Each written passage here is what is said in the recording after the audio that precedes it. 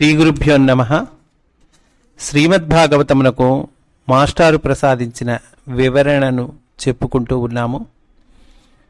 అందులో భాగంగా సంసారము తొలగు మార్గము అనేటువంటి అంశములోనికి మనము ప్రవేశిస్తూ ఉన్నాము. నీకు 7 దినముల తర్వాత కానీ జీవితం అంతము కాదు, అంతలో పరలోక సాధన వలన పరమ శుభమును పొందవచ్చును. సుఖయోగి పరీక్షిత్తు మహారాజుకు చెప్తూ ఉన్నాడండి. ఖట్వాంగుని కథ చెప్పాడు నిన్నటి రోజున. ఖట్వాంగుని కథ ద్వారా, అయ్యా 7 దినములే ఉన్నదని సందేహపడుతున్నావేమో, 7 దినములు కాదయ్యా, ముహూర్త కాలం కూడా అవసరం లేదు ముక్తిని పొందటానికి. పూర్వం ఖట్వాంగుడు అనేటువంటి మహారాజు అట్లానే ముక్తిని పొందాడు అని ఆయన కథ చెప్పాడండి. తర్వాత అంటూ ఉన్నాడు, నీకు 7 దినముల తర్వాత కానీ జీవితం అంతము కాదు, అంతలో పరలోక సాధన వలన పరమ శుభమును పొందవచ్చును. ఇక్కడ మాస్టర్ చెప్తున్నారండి, పరమ శుభం అంటే ఏమిటి?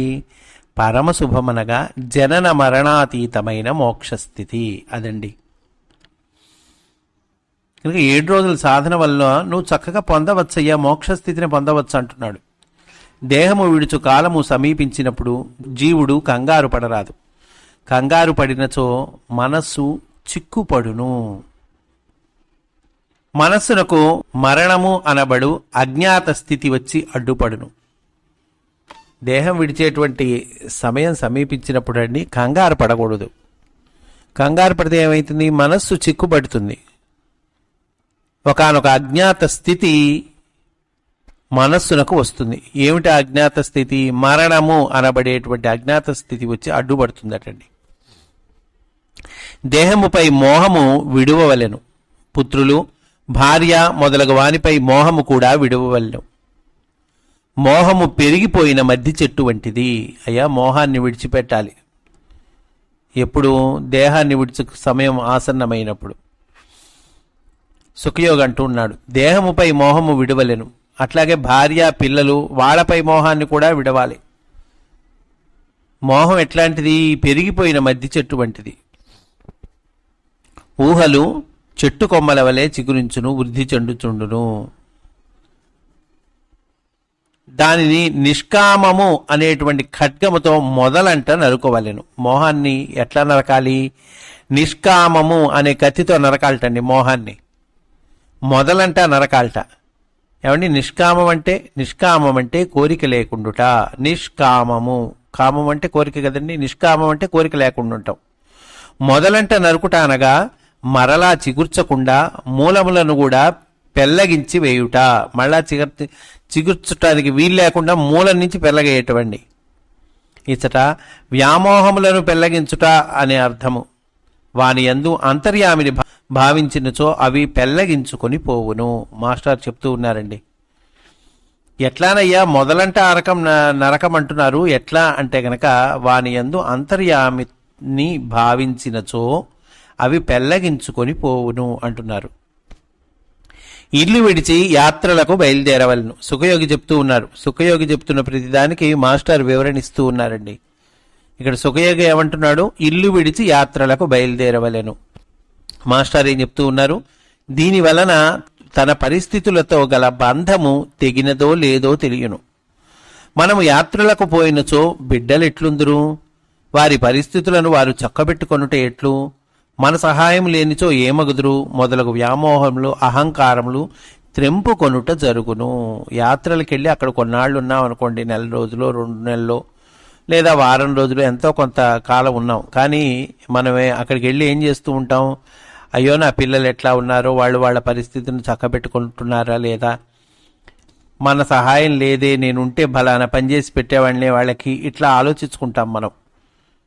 ఆ మొదలగు వ్యామోహములు, అహంకారములు త్రెంపుట జరుగుతుంది. అట్లా యాత్రలకు వెళ్తూ ఉంటేట అట్లాంటి అహంకారము, వ్యామోహం త్రెంపుకుంటే జరుగుతుందట. ఏమంటే ఇక్కడ అహంకారం ఏముందండి అంటే, అహంకారం ఉంది. ఎందుకంటే వాళ్ళని కాపాడేవాడివి నువ్వు అని అనుకుంటున్నావు కదా, అదే అహంకారం. వాళ్ళని కాపాడేది భగవంతుడు. నేను యాత్రలకు వెళ్ళి 4 రోజులు వేరే ఊళ్ళో ఉన్నాను, వేరే బృందావనంలోనో ఉన్నాను అనుకోండి, ఆ బృందావనంకి వెళ్ళి ఆ నెల రోజులు కూడా నేను అయ్యో నా పిల్లలు ఎట్లా ఉన్నారో, వాళ్ళు సరిగా తిన్నారో లేదో, వాళ్ళు సరిగా కాలేజీలకు వెళ్ళారో లేదో, నేనుంటే వాళ్ళకి ఇది చేసి పెట్టేవాడిని, నేను ఉండి మీద హాయిగా జాగ్రత్తగా వాళ్ళని స్కూల్లో దించొచ్చేవాడిని, ఇప్పుడు నేను లేనే, ఇట్లా అనుకుంటూ ఉంటే అది వాళ్ళని రక్షించవలసింది ఎవరు, వాళ్ళని రక్షిస్తున్నది ఎవరు, నువ్వా?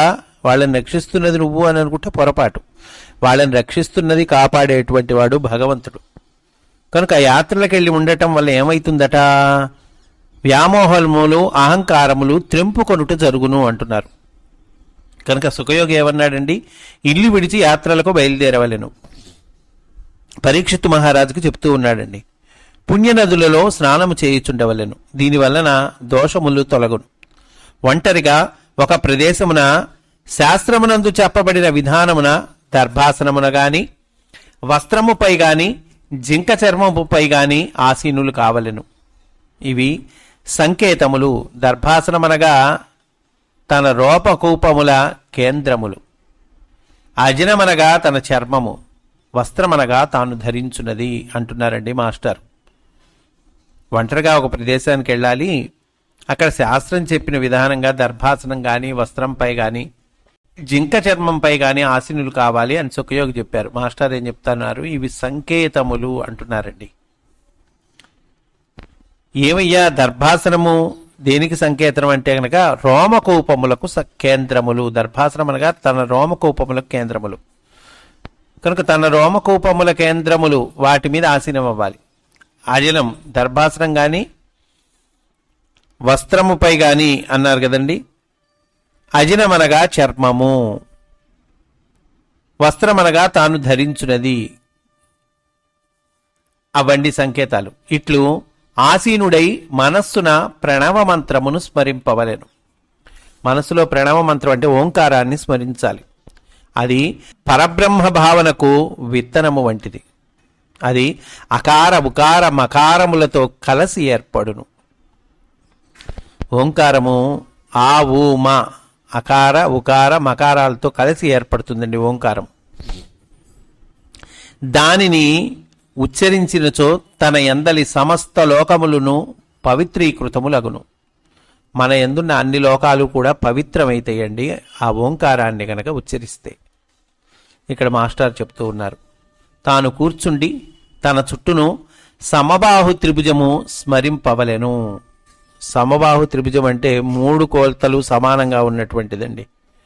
3 కోణాలు, 3 భుజములు సమానంగా ఉండాలి. మనం కూర్చుండి మన చుట్టూ సమబాహు త్రిభుజం స్మరించాలట. దానికి లోపల వర్తులమైన పూర్ణ స్వరూపమునందు తానున్నట్లు స్మరింపవలెను. ఆ సమబాహు త్రిభుజం లోపల ఒక సర్కిల్లో మనం ఉన్నట్లుగా స్మరించాలి. తన హృదయమున మరలా సమబాహు త్రిభుజమును స్మరింపవలెను. మన హృదయంలో కూడా సమబాహు త్రిభుజాన్ని స్మరించాలండి. దాని నడుమ కేంద్ర బిందువుగా నేను అను భావమునందు ఓంకారము ఉచ్చరింపవలెను. ఆ సమబాహు త్రిభుజాన్ని మన హృదయంలో స్మరించాలి. ఆ త్రిభుజం మధ్యలో కేంద్ర బిందువుగా నేను అనేటువంటి భావమునందు ఓంకారమును ఉచ్చరించాలి. దీనిని శ్వాసతో భావింపవలెను అంటున్నారు. ఏమిటయ్యా ఏమన్నారు ఇక్కడ?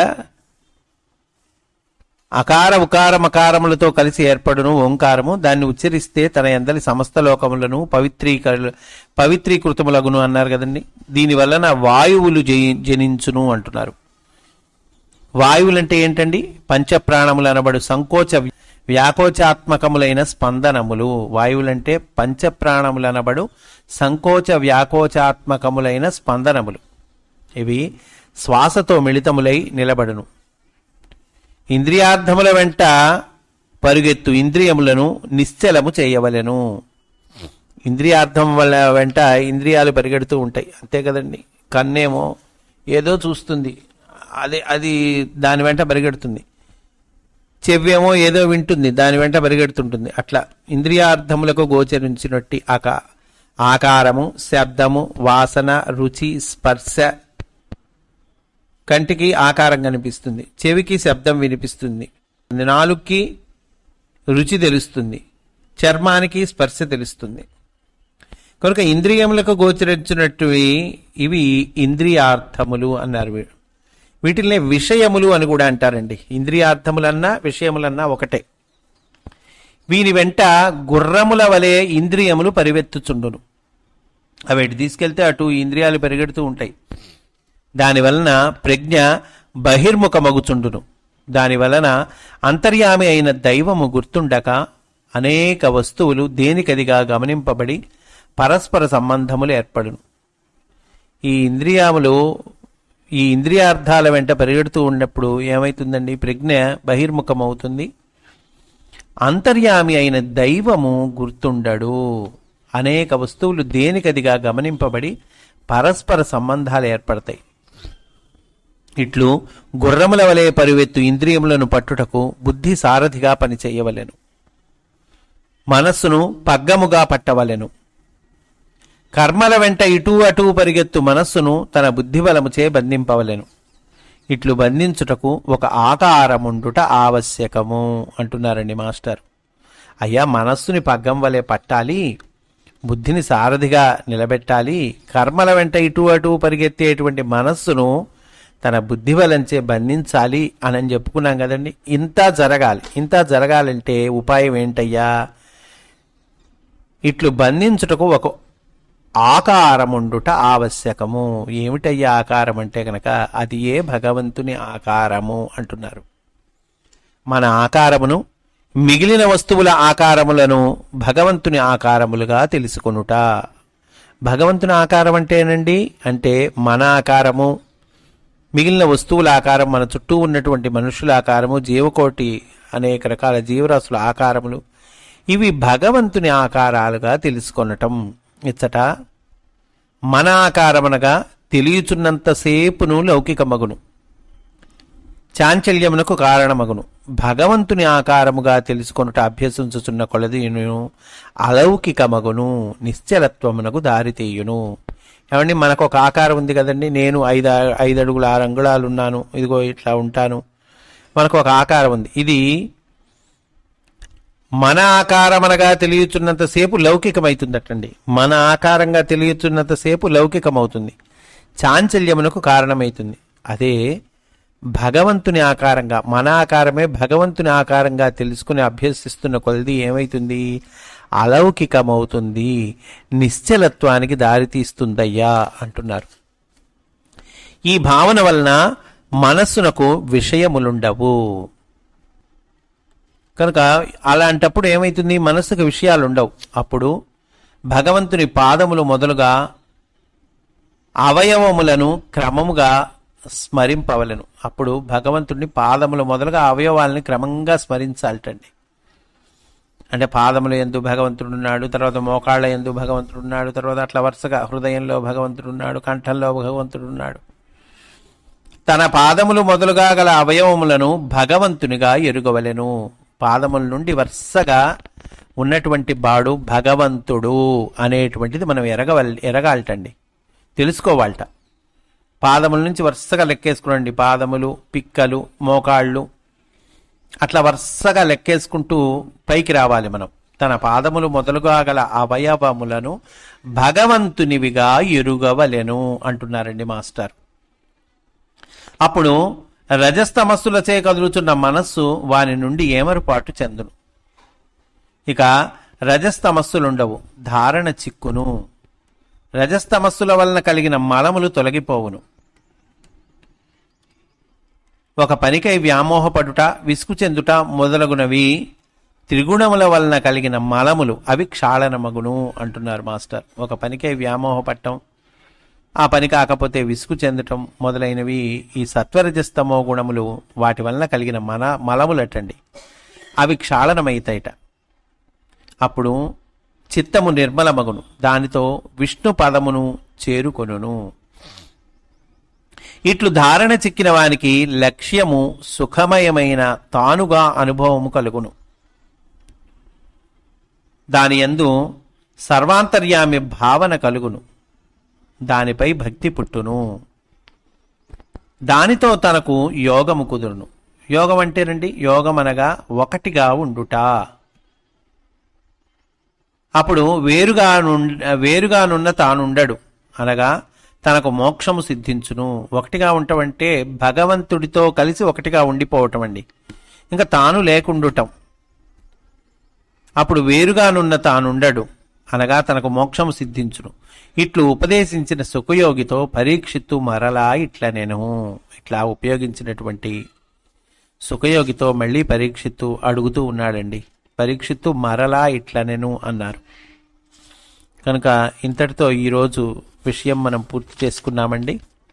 రేపటి రోజున మనము ధారణ అనేటువంటి అంశములోకి ప్రవేశిస్తాము అని సవినయంగా మనవి చేసుకుంటూ స్వస్తి. వాసుదేవ.